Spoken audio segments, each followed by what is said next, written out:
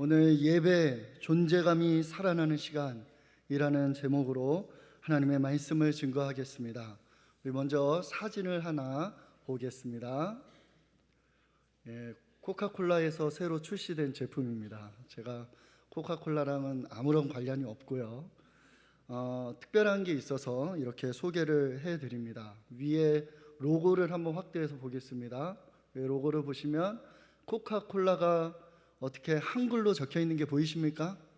네, 한글 코카콜라 로고를 새기고 그 밑에 K-웨이브는 무슨 뜻일까요? 한류를 뜻하고 있습니다. 그래서 이 코카콜라의 제목이 한류입니다. 한류. K-팝에 열광하는 그 사람들을 형상화해서 디자인을 했다고 합니다.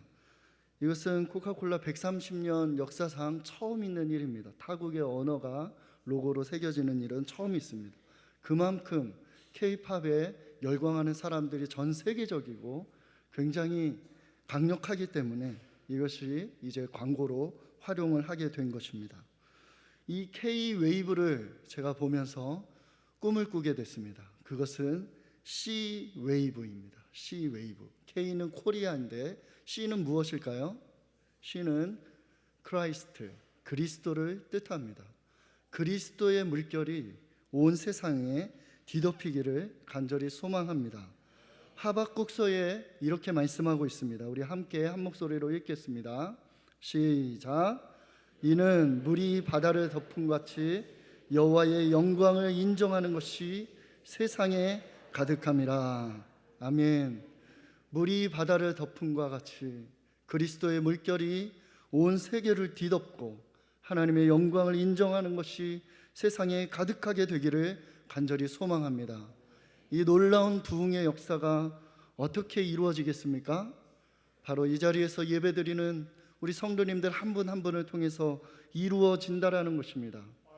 우리의 예배가 예배다워지고 우리 성도들이, 우리 그리스도인들이 그리스도다워지고 또 교회가 교회다워질 때에 우리의 존재감이 살아나게 됩니다. 성도의 능력이 회복되게 되는 것이죠. 눈에 보이게 되는 것입니다. 여호와의 영광이 온 세계를 덮는 역사가 일어나게 될 줄로 믿습니다.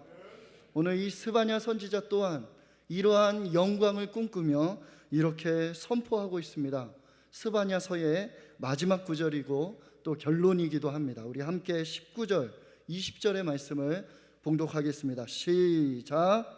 그때에 내가 너를 괴롭게 하는 자를 다 벌하고 저는 자를 구원하며 쫓겨난 자를 모으며 온 세상에서 수욕받는 자에게 칭찬과 명성을 얻게 하리라.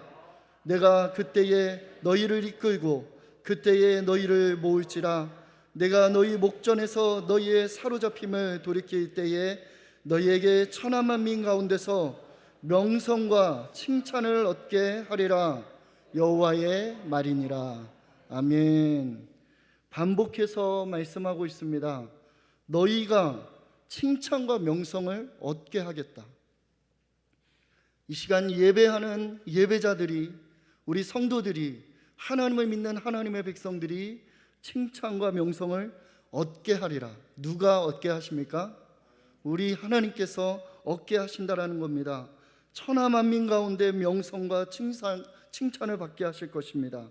언제냐면 그때에 반복해서 말씀하십니다. 이때는 우리는 알 수 없지만 하나님이 원하시는 그때에 우리 이 놀라운 부흥의 역사가 일어나게 될 줄로 믿습니다. 그때가 바로 지금인 것처럼 오늘 우리 하나님을 예배하기를 소망합니다. 이는 여호와의 말씀이라. 이는 여호와의 약속입니다. 우리 하나님께서 반드시 이루어 주실 줄로 믿고 우리 대구 최고의 성도 한 사람 한 사람이 C-웨이브가 되어서 온 세상을 뒤덮게 될 줄로 믿습니다. 이 말씀이 선포되는 이 시기는 암울한 시기였습니다. 너무나도 어려운 시기였습니다. 우리 스바냐 1장 1절의 말씀을 한번 보도록 하겠습니다. 읽겠습니다. 시작.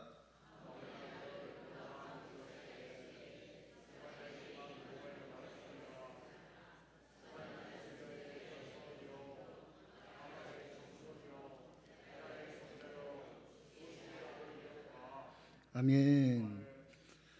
특별하게 스바냐는 모든 다른 16명의 선지자들은 그냥 그의 이름만 등장을 하는데 스바냐는 그 족보를 소개를 하고 있습니다. 그 이유는 스바냐가 히스기야의 현손이었기 때문입니다. 히스기야 왕을 기억하십니까? 이 히스기야 왕은 유다가 멸망당할 위기에 그 나라를 구원했던 아주 위대한 왕입니다. 다윗 이후에 가장 선한 왕으로 하나님이 기뻐하시는 왕이 바로 이 히스기야 왕이었습니다. 아수르 제국이 북이스라엘을 무너뜨리고 멸망시키고 유다를 에워쌌을 때에 히스기야가 기도합니다.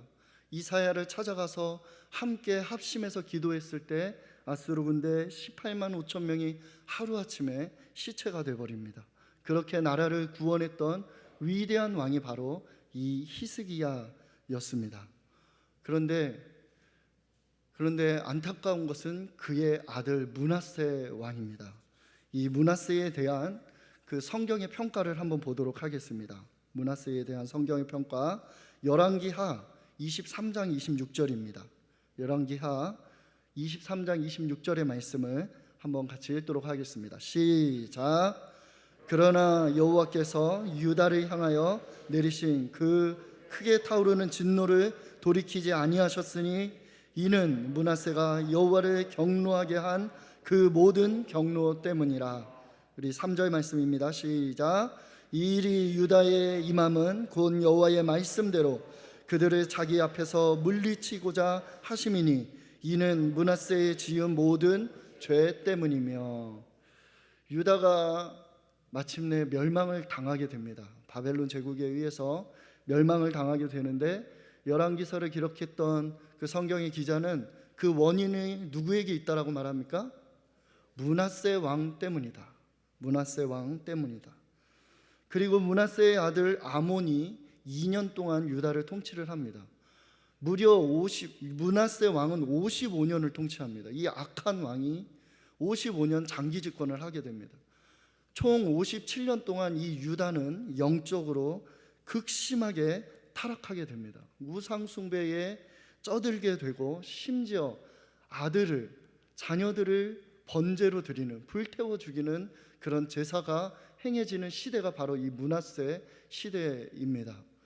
이 스바냐라는 이름의 뜻은 여호와께서 숨기셨다입니다. 이 스바냐 선지는 이 므낫세 아몬 이 통치 아래서 숨어서 하나님 믿는 신앙을 가질 수밖에 없었다라는 것입니다. 그래서 가장 나라가 암울했던 시기입니다. 소망이 없고 희망이 없던 그 시기가 바로 스바냐가 활동했던 그런 시대였습니다.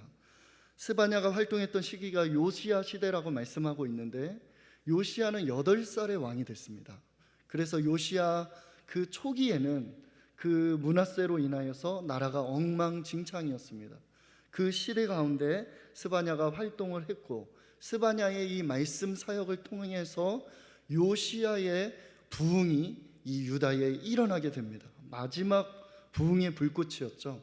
그래서 예레미야는 이 요시야를 향해서 유다의 마지막 등불이다 이렇게 말을 하고 있습니다.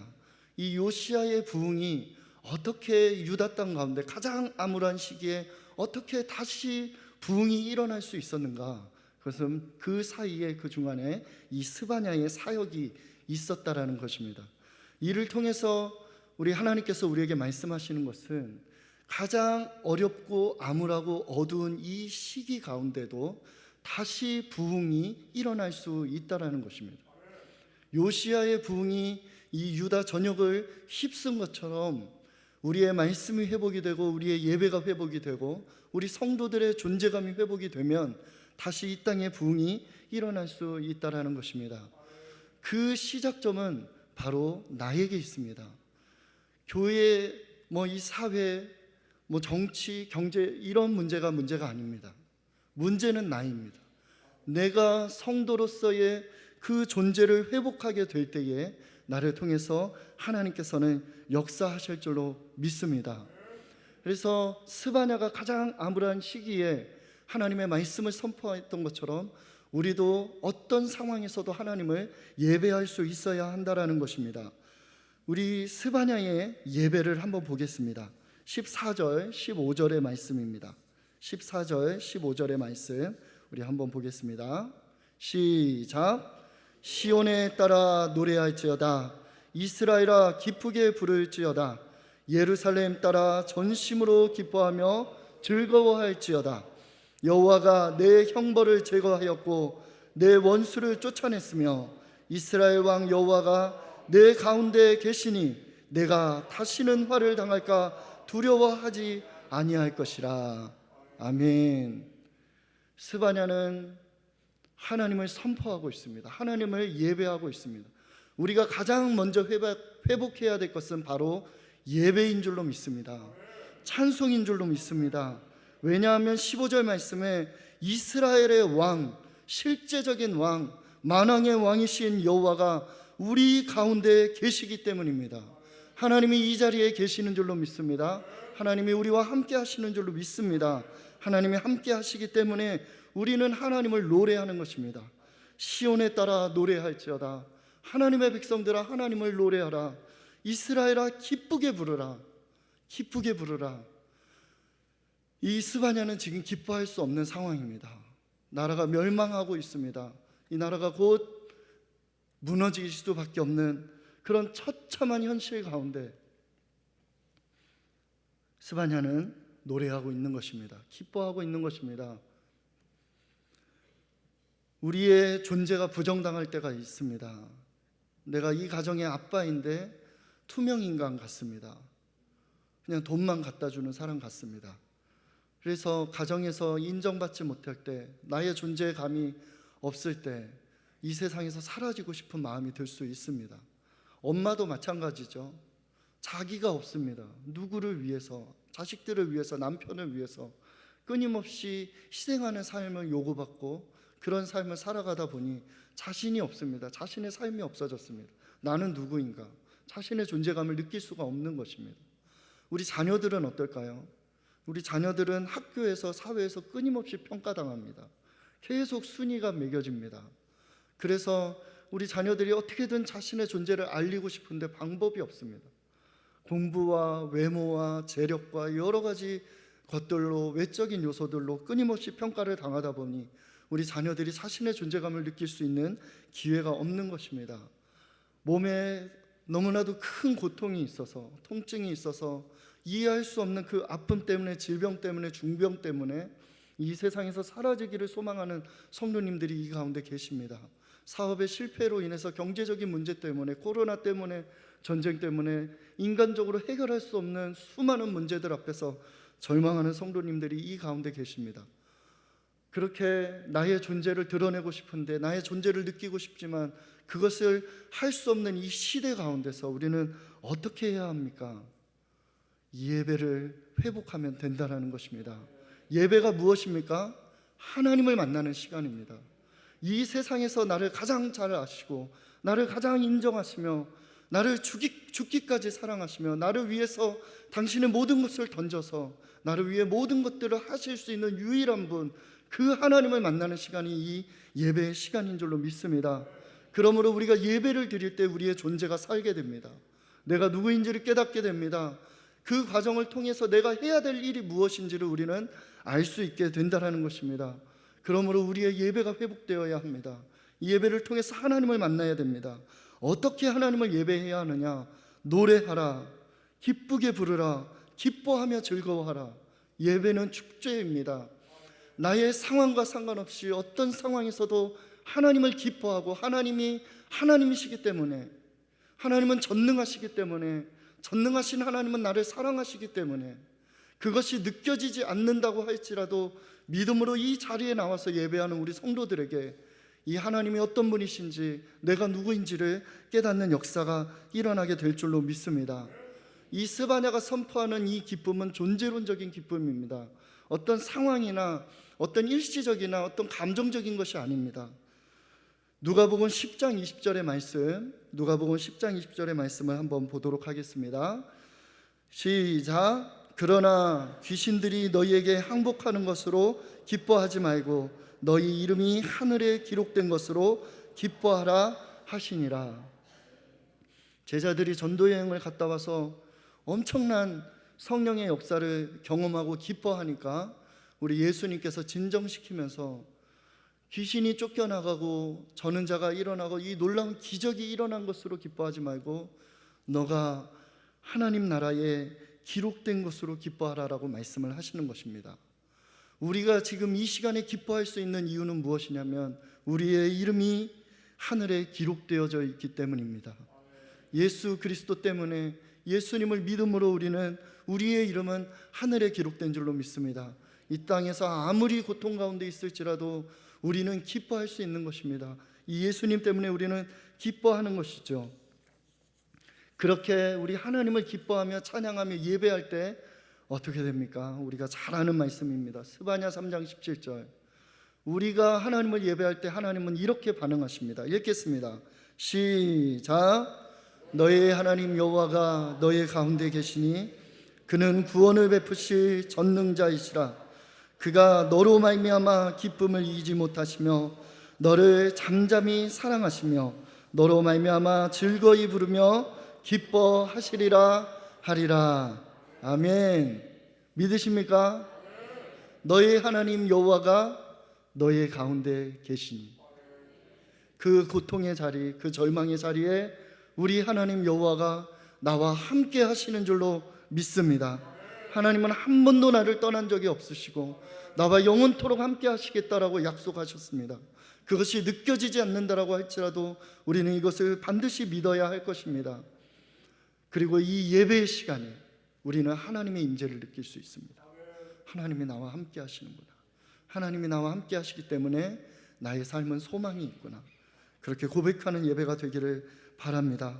그가 너로 말미암아, 우리 이 말씀을 다시 한번 읽을 때 너를 나로 바꿔서 가슴에 손을 얹고 한번 읽어봅시다. 나로 바꿔서 읽겠습니다. 시작. 나의 하나님 여호와가 나의 가운데에 계시니 그는 구원을 베푸실 전능자시라. 그가 나로 말미암아 기쁨을 이기지 못하시며 나를 잠잠히 사랑하시며 나로 말미암아 즐거이 부르며 기뻐하시리라 하리라. 아멘. 믿으십니까? 누구 때문에 기쁨을 이기지 못하신다고요? 나 때문에, 나로 말미암아. 이 말씀을 꼭 믿으시기를 바랍니다. 나로 말미암아 즐거이 부르며 기뻐하신다. 이것은 춤추고 노래하는 하나님이십니다. 상상이 되십니까? 근엄하신 하나님이신 줄 알았는데, 거룩하게 가만히 앉아서 예배를 받으시는 줄 알았는데, 우리가 어떤 상황에서도 기쁨으로 하나님을 예배하니까 하나님이 기뻐 춤추시며 우리의 예배를 받으시는 것입니다. 이곳에 우리 하나님이 함께 하시며 즐거이 부르며 기뻐하시며 그 기쁨을 이기지 못하셔서 춤을 추며 노래하며 우리를 기뻐하시는 줄로 믿습니다. 나는 누구입니까? 하나님이 기뻐하시는 존재라는 겁니다. 그 기쁨을 이기지 못한 나 때문에, 나의 어떤 행위 때문이 아닙니다. 나의 헌금 때문이 아니에요. 나의 존재 때문입니다. 그냥 나라는 존재 때문에 우리 부모들이 자식의 존재를 기뻐하는 것처럼 똑같습니다. 아니 그 이상입니다. 하나님은 우리를 기뻐하신다라는 것입니다. 그렇게 나로 말미암아 기뻐하시는 그 하나님을 예배를 통해서 만나게 될 때 어떻게 된다고요? 우리의 존재감이 살아난다라는 것입니다. 이 존재감에 대해서 말씀을 드리고 싶습니다. 우리 성도들은, 우리 그리스도인들은 존재감이 있어야 돼요. 어디를 가든지 하나님을 믿는 하나님의 백성, 저 사람 저렇게 웃을 때가 아닌데, 그 기뻐하는 하나님의 백성을 보면서 너는 어떻게 이 상황에서 낙심하지 않고 절망하지 않고 포기하지 않고 기뻐할 수 있니? 우리의 그 존재감이 이 하늘의 기쁨으로 우리 가운데, 우리를 통해서 나타나야 될 줄로 믿습니다. 왜냐하면 보이지 않는 하나님을 볼 수 있는 유일한 방법, 이 세상 사람들은 믿음이 없죠. 믿음이 없으면 하나님을 볼 수가 없습니다. 믿음이 없는 이 세상의 사람들이, 이 불쌍한 영혼들이 하나님을 보고 하나님을 만날 수 있는 유일한 방법은 무엇입니까? 그리스도인입니다. 눈에 보이는 성도들을 통해서 이 사람들은 하나님을 보게 되는 것입니다. 성도들이 성도답고 그리스도인이 그리스도인답고, 그래서 우리를 통해 하나님이 함께 하시는 그 존재감이 드러나게 될 때 이 세상 사람들은 하나님을 만나게 됩니다. 하나님을 만날 수 있는 유일한 길이 바로 나 자신이다라는 것입니다. 요한복음 14장 9절의 말씀입니다. 요한복음 14장 9절 말씀 읽겠습니다. 시작. 나를 본 자는 아버지를 보았거늘 어찌하여 아버지를 보이라 하느냐. 예수님의 제자 빌립이 보이지 않는 하나님 보여주면 믿겠습니다 이렇게 합니다. 많은 세상 사람들이 그러죠. 하나님 보여주면 믿겠다고. 그때 예수님의 대답입니다. 나를 본 자는 하나님을 보았거늘 어찌하여 아버지를 보여달라 하느냐. 우리 성도님들이 이와 같은 존재가 되기를 축복합니다. 하나님을 보여달라고 하면, 나를 보면 하나님을 보았거늘 어찌 하나님을 보여달라고 하느냐. 내 삶을 보면 모르겠니? 내 삶을 보아라. 내 지난 삶을 네가 다 알잖아.